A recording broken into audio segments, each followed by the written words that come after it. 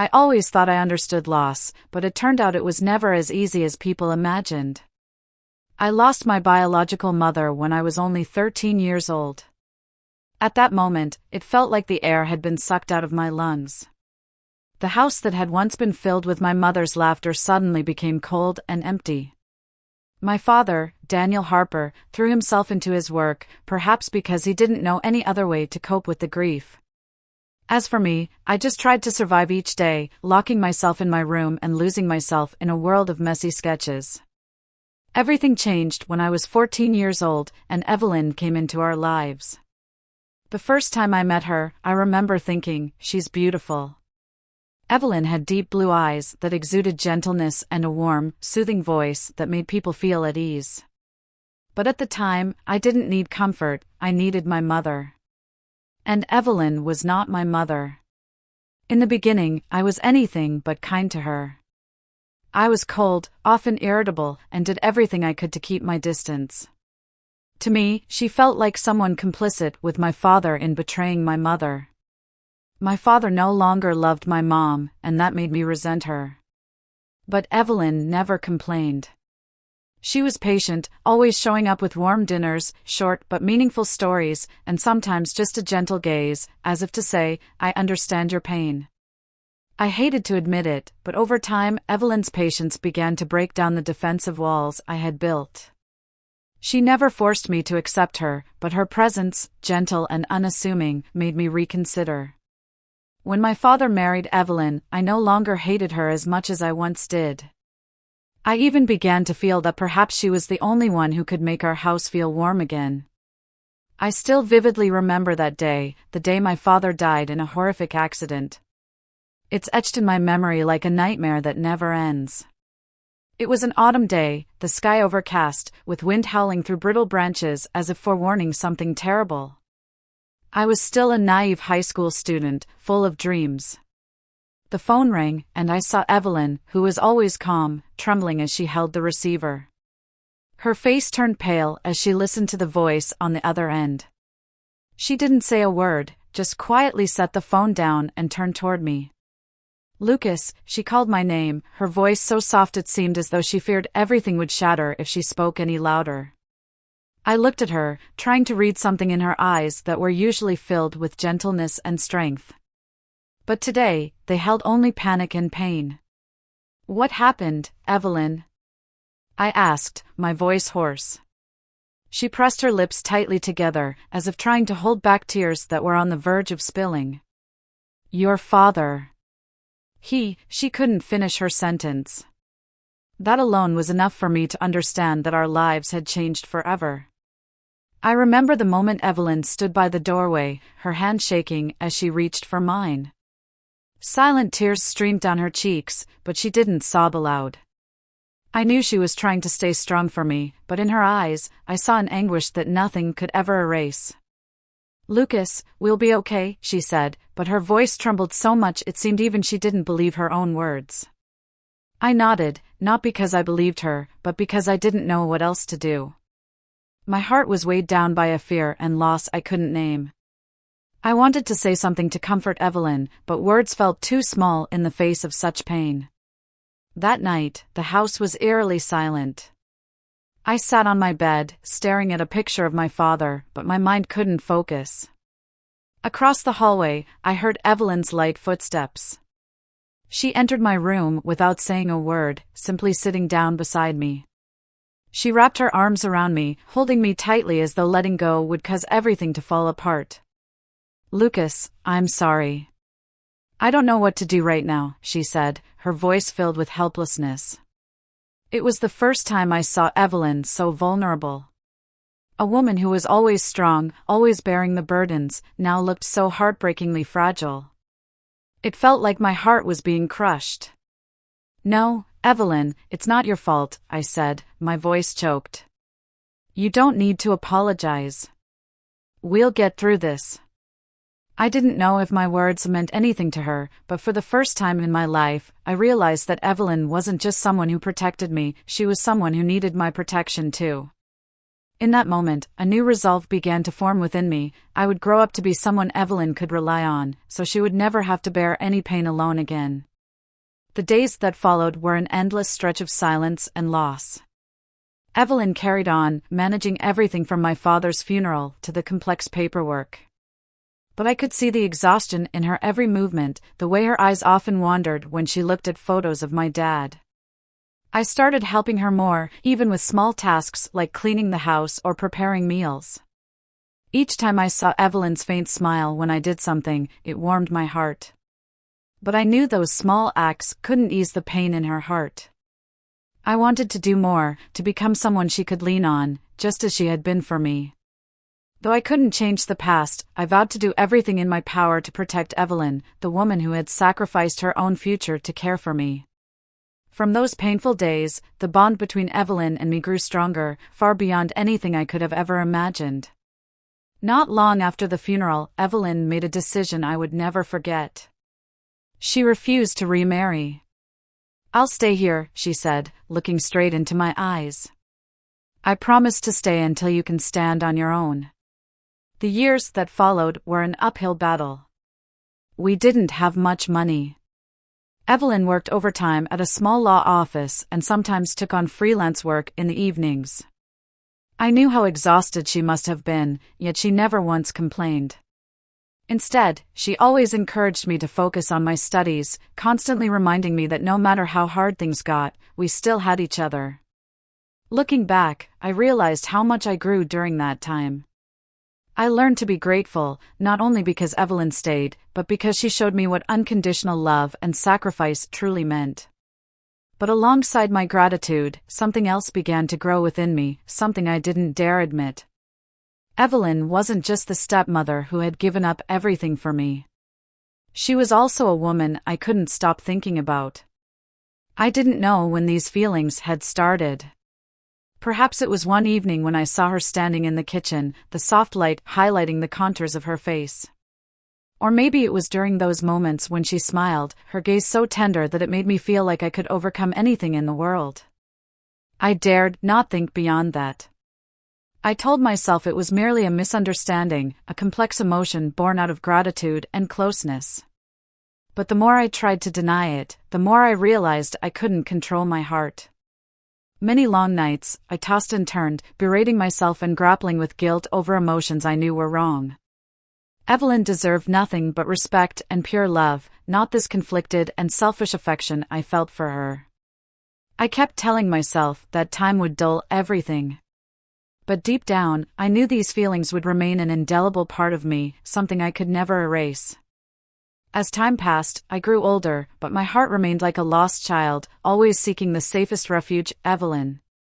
I graduated high school with decent grades and was accepted into an architecture program at a university. Evelyn worked tirelessly to ensure I didn't have to worry about tuition or living expenses. She wasn't just the mother I was grateful for, but also the woman whose presence calmed my heart in a way I couldn't explain. Every time I saw her smile, I felt like nothing in the world could compare to it. I didn't know if it was the love of a son for his mother or the affection of a man for the woman he cherished. I don't remember exactly when I realized my feelings for Evelyn had crossed the boundary of motherly love. Perhaps it was one evening when she sat on the sofa, the soft glow of the reading lamp accentuating her delicate cheekbones and sorrowful eyes. Or maybe it was one morning when she smiled encouragingly at me as I struggled with an important project. All those moments, though small, etched themselves deeply into my mind. But I was fully aware that these feelings were inappropriate. Evelyn was my mother, not by blood, but in every way that mattered. She was the person who had sacrificed everything to give me a better life. Thinking about that made me feel selfish. How could I let these emotions hurt her? And so, I decided to bury them deep inside, in a place no one could ever reach. During that time, I threw myself into my studies and architecture projects. I worked hard to earn money, partly to stay too busy to let my thoughts wander. But every time I came home, I was pulled back into those familiar emotions. Evelyn would always greet me with her gentle demeanor and caring eyes, making it impossible for me to let go. One evening, during dinner, Evelyn looked at me intently and said, "Lucas, you've grown up. I think it's time you start considering finding someone to share your life with." I was at a loss for words. Evelyn didn't know that the only person I wanted to share my life with was her. But instead, to ease her mind, I nodded and replied, "You're right, Mom. I'll think about it." Evelyn smiled warmly. "I just want you to be happy. You deserve that." Her words felt like a dagger piercing my heart. How could I be happy when the only person I truly wanted was her? A few months later, under Evelyn's encouragement, I met Emily, a kind and caring woman. Emily was wonderful in every way, with no faults to speak of, but I felt nothing special when I was with her. Even so, I agreed to date her, and eventually, we moved toward marriage because I knew Evelyn wanted me to settle down and have a family of my own. The day of my wedding was bathed in soft golden sunlight, yet my heart was weighed down with emotions I couldn't fully understand. Standing at the altar in my neatly tailored suit, I tried to focus on the minister's words, but my eyes involuntarily searched for a familiar figure. Evelyn. She sat in the front row, her face serene and radiant in an elegant teal dress. The color accentuated her smooth skin and the sparkle in her eyes, brimming with pride. Evelyn looked at me, her lips curling into a gentle smile as if to say she was proud of me and that this was the day she had been waiting for. But I couldn't hold her gaze for too long, because every time our eyes met, my heart felt as though it were being squeezed. I had once imagined that one day Evelyn would stand in this very spot before me, but not like this. Not as a stepmother celebrating her son's marriage, but as a woman beside me. That fantasy had always been suppressed and buried, but on my wedding day, it surged forth more powerfully than ever. I turned to look at Emily, my bride, resplendent in her white gown. She was beautiful, sweet, and her eyes were filled with hope. But my heart felt no stirrings. This wasn't Emily's fault. She had done nothing wrong, and I knew she loved me with all her heart. But I couldn't reciprocate that love. My mind was trapped somewhere else, with someone else. Throughout the ceremony, I forced myself to smile. That smile was nothing more than a mask I wore to convince everyone, including myself, that I was happy. I played the role of the groom, taking Emily's hand and reciting my vows, but my heart wavered with thoughts of Evelyn. Each time my eyes stole a glance at the front row, I saw Evelyn watching me intently. Her eyes were filled with pride, but also carried a hint of sadness that only I could detect. I wondered if she noticed the turmoil within me, if she understood that every step I took in this ceremony felt like forcing myself forward. As the music played, Emily and I walked hand in hand out of the chapel. The applause of the guests and their sweet blessings surrounded us, but in my mind, there was only Evelyn. She stood there, quietly clapping, her smile still gentle, but her eyes holding something I couldn't quite explain. In that moment of loneliness amid the crowd, I realized the smile I had maintained throughout the ceremony was nothing more than a fragile mask, concealing emotions I dared not admit. My marriage to Emily seemed smooth on the surface. I fulfilled the roles of a husband and father, at least in terms of responsibility. But my heart had never truly left Evelyn. Dreams of her still haunted me, often jolting me awake in the middle of the night. I felt trapped between two worlds, one where I tried to do what was right and another where I simply wanted to live true to my heart. For years after the wedding, I was 30 years old. My son, Ethan, was now 3, a lively and curious little boy who brought an inexplicable sense of peace to my life. Emily remained a devoted wife, always trying to keep our little family happy. But the relationship between us had never gone beyond the boundaries of a marriage of pure obligation. Evelyn, now 45, still retained an astonishing youthfulness. Her beauty lay not only in her appearance, but also in the calmness and gentleness she carried in her demeanor. Every time I looked at her, I didn't just see the woman to whom I owed my life, but also someone I had never stopped longing for. Things began to change when Evelyn proposed a family retreat to a lakeside house in Aspen, Colorado. I wasn't sure why she suggested it. Perhaps she thought our family needed some bonding time after our busy lives. Or maybe she wanted to give Ethan a memorable vacation with his busy father and caring mother. Whatever her true reason was, I didn't dare to ask. When Evelyn brought up the idea during a family dinner, I felt momentarily paralyzed. The thought of being near her, living under the same roof even for a few days, made my heart race uncontrollably. I didn't know where this trip would lead, but I couldn't refuse. "It'll be a meaningful time," Evelyn said, her gentle eyes sweeping across the table. "Ethan can play by the lake, and Emily and you can have a chance to rest. Lucas, it's been so long since our whole family had time together, hasn't it?" I simply nodded, trying to hide the chaos of emotions swirling inside me. The way she looked at me, like a mother wanting the best for her family, only deepened my internal conflict. I couldn't bring myself to meet her gaze for too long. Emily quickly agreed, her excitement evident on her face. Ethan, not fully understanding, simply cheered at the prospect of an adventure. The departure day arrived faster than I expected. The journey to Aspen felt like a descent into the deepest corners of my mind. When the car pulled up to the lakeside house in Aspen, I couldn't help but be awestruck by the majestic beauty of the surroundings. The emerald blue lake stretched out, encircled by snow-capped mountains and lush green pine forests. The wooden cabin stood proudly by the shore, its large glass windows reflecting the golden afternoon sunlight. Evelyn stepped out of the car first, graceful in a light summer dress. My heart skipped a beat. Emily, my wife, couldn't contain her excitement at the scenery. She held Ethan's hand, leading our son into the house to explore every corner. I carried the luggage into the living room, but my eyes kept drifting toward Evelyn. She smiled as she directed everyone to unpack and settle in, like a conductor orchestrating a symphony. In that moment, I felt myself being drawn into familiar yet painful emotions, admiration, gratitude, and a love I dared not name. That afternoon, once everything was arranged, Evelyn suggested we watch the sunset by the lake. Emily and Ethan eagerly headed to the grassy lakeside to play, while Evelyn and I strolled along the water's edge. A cool breeze carried the scent of grass and water, creating a tranquil atmosphere brimming with unspoken emotions. Evelyn paused by the lakeshore, the golden-orange hues of the sunset draping over her like a delicate veil.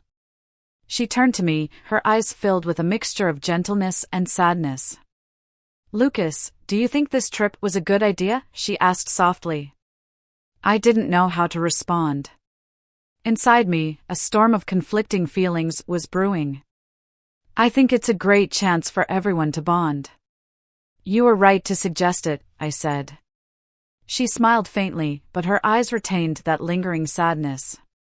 "I just want you to spend more time with Emily and Ethan. You know, family is the most precious thing."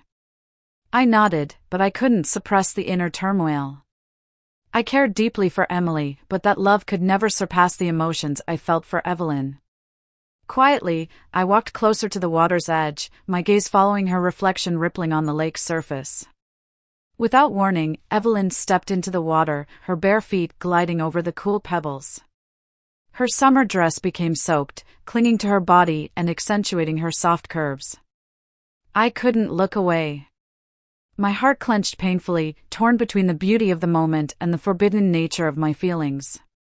"Mom, is the water cold?" I asked, trying to keep my voice steady. She turned back, a gentle smile on her lips. "No, it's refreshing. You should try it, Lucas." A moment later, she ventured further into the water. "Be careful." I called out, but it was too late. Evelyn suddenly slipped on a smooth rock. A brief cry escaped her lips before she fell into the water. Without thinking, I kicked off my shoes and dove in after her. The icy water bit at my skin, but all I could think about was Evelyn. I swam to her, grabbing her arm and pulling her up. Evelyn coughed softly, water streaming down her face and shoulders. I guided her back to shore, her entire body drenched. The wet dress clung to her, highlighting every contour. In that moment, Evelyn appeared before me not only as the gentle mother figure who had sacrificed everything for me, but also as a beautiful, strong, and worldly woman. Droplets of water trickled from her wet hair, down her neck, and along the curve of her shoulders, etching an ageless elegance. She didn't need grandeur, her natural, understated charm created an irresistible allure that held me captive. My heart tightened, each beat echoing loudly in my chest. "Lucas, are you okay?" Evelyn whispered, her voice trembling slightly. Her eyes shone with concern, as if she were searching for emotions she couldn't fully comprehend. But instead of answering, I stepped closer to her. Each step felt driven by an intense, uncontrollable emotion. I reached out and placed my hand on her shoulder, feeling the gentle tremble through the thin fabric.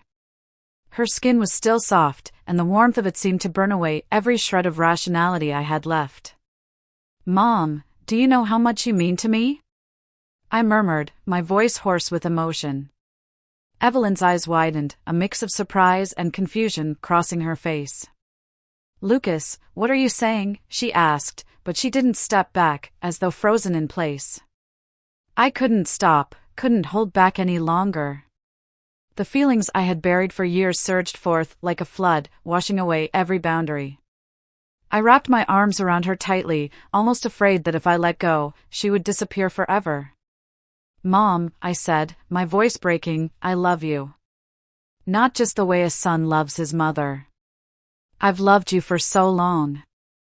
Evelyn flinched, her shoulders stiffening in my embrace. She tried to push me away, her eyes filled with anguish. "Lucas, no, this is wrong," she said, her voice trembling, as though she were trying to convince herself more than me. But I didn't let go.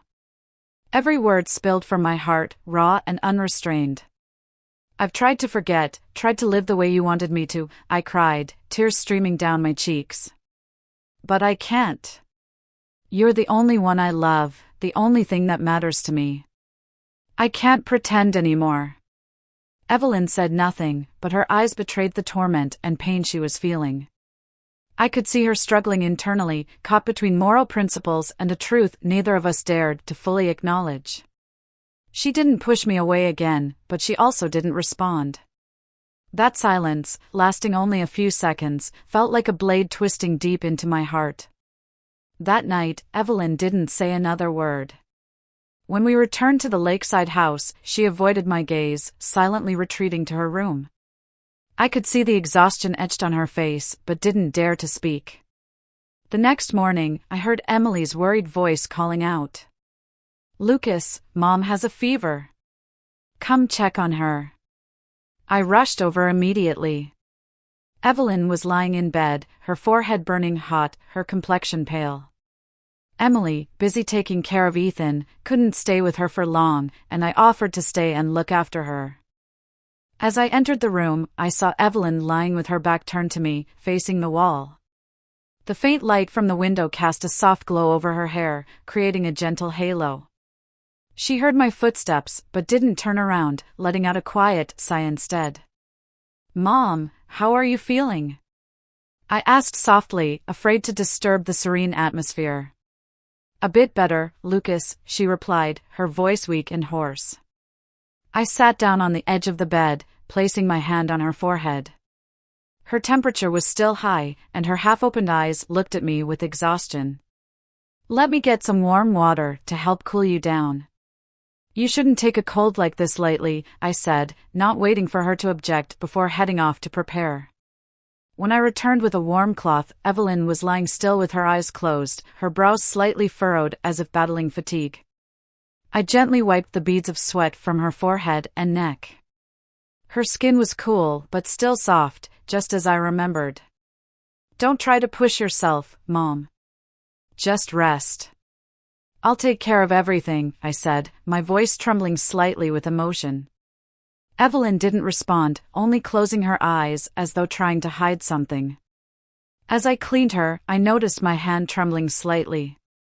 Being this close to her, I became acutely aware of Evelyn's fragility and the life experiences etched into her being. She was no longer the strong, unyielding woman I had always known. For the first time, I saw Evelyn as a vulnerable, ordinary woman. My heart tightened, filled with both compassion and an overwhelming determination. "You've carried too much for too long," I whispered, almost unaware I was speaking aloud. Evelyn didn't open her eyes, but a faint smile appeared on her dry lips. In her fevered state, she murmured my name, Lucas. Her voice was barely audible, like a whisper, but it resonated within me like a tolling bell. I froze, watching Evelyn smile in her sleep. In that moment, she wasn't Evelyn, my stepmother, she was a woman who had sacrificed her entire life for others. There was a profound beauty about her, shaped by her struggles and experiences, and I couldn't look away. Unable to resist, I leaned down and gently placed a kiss on her lips. It wasn't a kiss of passion, but one of silent gratitude, a way for me to express the feelings I had repressed for so many years. Evelyn stirred slightly but didn't wake. I stayed by her bedside, holding her hand as I made a silent vow in my heart, even if you never see me differently, I will protect you for the rest of my life. Late that night, Evelyn woke up, her eyes dazed from the fever. Lucas, have you been here all day? She asked weakly. Yes, Mom. Whatever you need, I'll always be here, I replied.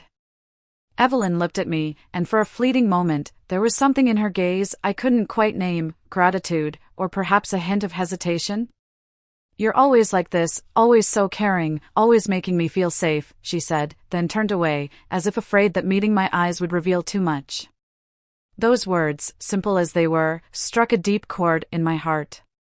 Evelyn didn't realize it, but she was slowly opening a door that both of us feared to step through. The next morning, Evelyn had recovered. She woke up early as usual, her hair cascading gently over her shoulders, her deep eyes showing a hint of newfound vitality. Breakfast passed in silence, the clinking of spoons against bowls creating a steady rhythm, like a ticking clock. Emily and Ethan prepared to head into town to pick up more supplies. Lucas, do you want to come with us? Emily asked, holding our son's hand. I glanced at Evelyn, who was standing by the kitchen counter pouring coffee. Ethan clung to her as he always did, his eyes bright with excitement. No, I'll stay here with Mom. You go with Ethan, I replied, keeping my voice as calm as possible. Emily nodded. After a few minutes of gathering their things, she and Ethan got in the car and drove off, leaving Evelyn and me alone in the quiet house. I stood by the window, watching the car disappear down the road, my heart heavy. Evelyn remained in the kitchen, her hands trembling slightly as she wiped the freshly washed dishes. I walked in, the sunlight streaming through the window illuminating her, highlighting the graceful features I had come to know so well. But today, I couldn't see her as I usually did. Let me do that, Mom, I said, stepping closer. She looked up at me, surprise flickering in her eyes. It's okay, Lucas. It's just a few dishes. I didn't answer, simply taking the towel from her hands. Evelyn hesitated for a moment, but then let me continue. The space between us was filled with a suffocating silence. When the dishes were done, Evelyn turned around and leaned against the counter. Lucas, why are you looking at me like that? She asked, her voice soft yet tinged with caution. I stepped closer, my heart pounding in my chest. Because you're the most important person in my life. Lucas, Evelyn said, her voice trembling. This time, she didn't look away. Do you know? I continued, my voice catching in my throat. Every day, I tell myself these feelings are wrong, that I shouldn't think this way. But you're the only one who makes me feel like my life has meaning. I can't forget. Evelyn took a deep breath, her eyes glistening with unshed tears. Lucas, I'm your stepmother. This can't happen. But can't you see? I said, my voice thick with desperation. We've been through so much together. I don't just love you as a mother. You're the woman I've loved for so long. Evelyn didn't respond, but her shoulders trembled slightly. I stepped closer, now just inches away. My hand rose gently, brushing against her cheek, my fingers barely grazing her warm skin. Evelyn closed her eyes, a single tear sliding down her face. Lucas, she whispered, but she didn't say anything more. I leaned in and pressed a kiss to her lips. At first, Evelyn didn't react, but then her hands rested on my chest, not to push me away but to pull me closer. Our kiss was filled with emotions, a release of all the feelings we had suppressed for so long. Time seemed to stand still.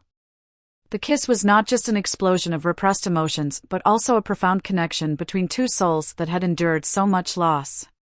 When the kiss ended, Evelyn leaned her head against my chest, silent tears streaming down her face. "I've been lonely for so long, Lucas," she whispered. "But this isn't right." I held her tightly, my voice breaking. "I don't care about right or wrong. All I know is that I don't want to lose you." Evelyn looked up at me, her eyes filled with anguish, but also glimmering with a faint trace of happiness. "Lucas, I don't want to lose you either." Neither of us said another word. We both knew the line had been crossed. Evelyn gently placed her hand on my face, her gaze as if trying to memorize every feature. "Lucas, we have to keep this a secret," she said, her voice nearly breaking. I nodded, my eyes never leaving hers. "I promise." And on that sunny morning, in the small kitchen, we crossed a boundary we both knew we could never return from. After that moment, everything within me felt shattered, not in a chaotic way, but slowly and irreversibly. My mind became a battlefield where two opposing forces waged war. One was the love I had for Evelyn, and the other was the guilt that suffocated my soul. I loved her with everything I had, yet I couldn't escape the overwhelming shame I felt toward Emily, the wife I had married to fulfill Evelyn's wishes. And how could I not feel guilt toward my father, a man I had always revered? A man who had once meant everything to Evelyn. I kept asking myself, "Lucas, what have you done?" The words of self-reproach repeated endlessly in my mind, like a mournful melody with no conclusion. But every time I tried to suppress those feelings, the image of Evelyn in my arms reappeared, her face radiant, even through tears of happiness. That memory left me utterly lost. Evelyn, too, couldn't hide the turmoil within her. She avoided me whenever we crossed paths in the small house. Each time I saw her quietly leave the room when I entered, it felt as though a part of my soul was being torn away. Yet her silence only made me more aware of the intensity of my feelings for her.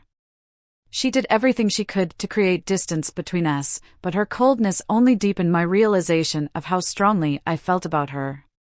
That night, unable to sleep, I stepped out onto the porch to breathe in the night air. The quiet was profound, broken only by the faint rustling of wine through the trees.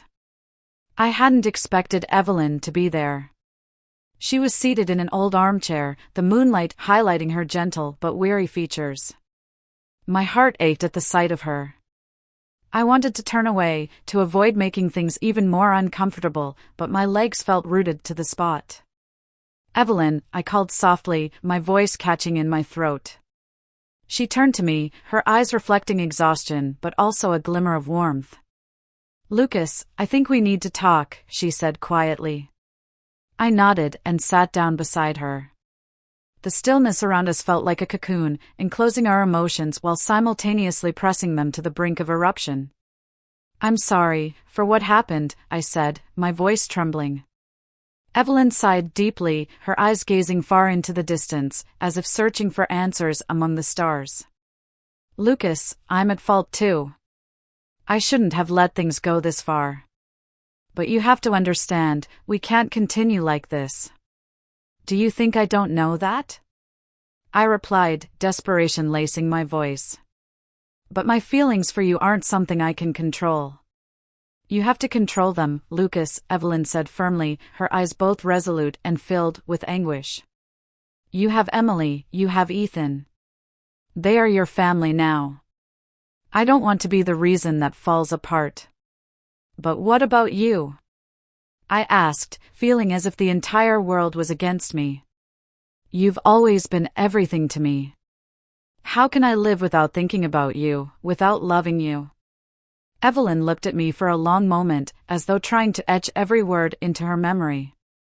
A single tear rolled down her cheek, but she didn't wipe it away. "Lucas, I chose to raise you as a mother, not to burden you with this. I love you, but not in the way you want me to. That will never change." Her words hung in the air, heavy and final. Evelyn stood up and walked away, leaving me sitting alone on the porch. I tilted my head back to look at the star-filled sky, my heart a storm of contradictions. You have to live for yourself, Lucas. Just this once. I repeated those words to myself, as though trying to convince myself that what I was feeling was right. But can anyone truly live fully without carrying scars from their past? I returned to my room, lay down on the bed, and closed my eyes. But Evelyn's image, her tears, her words, and the softness of her embrace haunted me relentlessly. I felt as though I was being torn apart between what was right and the overwhelming emotions I couldn't control. I made a silent vow to myself, just this once, Lucas. Live for yourself, just this once. But deep down, I knew that once would never be enough. The retreat ended in a silence heavy with unspoken words. There were no weighty goodbyes, no lofty promises, only the look Evelyn gave me as we left the lakeside house. It was a gaze that carried everything, love, sorrow, and a reminder that what had happened must remain buried forever. I knew that this trip had changed both of us in ways that could never be undone. Back home, I did my best to return to my role as a husband and father. Emily remained the devoted woman I knew I didn't deserve. Ethan was the light of my life, but even while playing with him, I couldn't shake Evelyn's shadow from my mind. Evelyn also resumed her daily life. She continued working, managing everything with her usual calm and care. But every time I saw her, I couldn't ignore the subtle change in her eyes. They no longer held only the gaze of a mother for her son, but that of a woman carrying a monumental secret, a pain she had chosen to bear alone. One evening, as I played with Ethan in the living room, his pure laughter was the only thing tethering me to the present. But when I looked up, I saw Evelyn standing quietly in the doorway, watching. Her gaze made my throat tighten. In her eyes, I saw boundless love for me and Ethan, but also a profound sadness words could never express. I realized then that Evelyn had chosen the path of ultimate sacrifice, giving up her feelings, her personal happiness, to protect me and the family she had worked so hard to build. Lucas, Evelyn said softly, her voice like a gentle breeze. I stood up and moved toward her, but she shook her head slightly, stopping me in my tracks. You must live well, she said, her voice steady yet filled with emotion. For Emily, for Ethan. And for me, too. Don't let what happened break you. I'll always be here, but only as your mother. Her words felt like a knife, but I knew she was right. Evelyn had made her choice for my sake, and I couldn't let her down. As time passed, our lives slowly settled back into routine. Evelyn kept her distance from me, but every time she looked at me, her eyes carried an unspoken emotion. I knew that, even if we never spoke of it again, what had happened would forever be a part of us. There were nights when, lying beside Emily and watching my son sleep soundly, I wondered if I could ever truly forget Evelyn. But then I reminded myself that life isn't always about easy choices. Some loves can never reach their destination, yet they never truly fade. Evelyn had chosen to sacrifice for me, and now I had to learn to live in honor of that sacrifice. I often asked myself, how do you erase something etched so deeply into your heart? How do you love your wife fully, become a true husband, a proper father? Or am I merely building a perfect facade, while my heart still yearns for someone I should never have loved? And what about you? If you were torn between an intense, but forbidden love and your responsibilities to your family, what would you choose? Leave your thoughts in the comments, I'd love to hear your perspective. Perhaps, through your answers, I might find a way out for myself.